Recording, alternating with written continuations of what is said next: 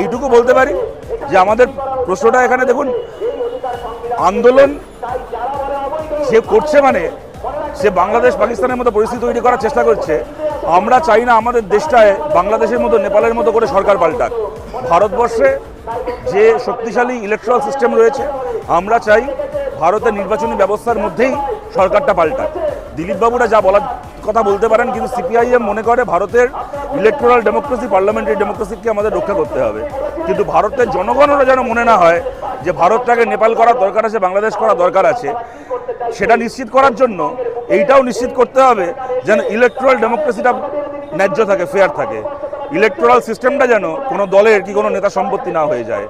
পাকিস্তান, বাংলাদেশ, নেপালে গণতান্ত্রিক নির্বাচনী ব্যবস্থা ভেঙে পড়েছিল বলেই দেশটাতে অ্যানার্কি এসেছিল।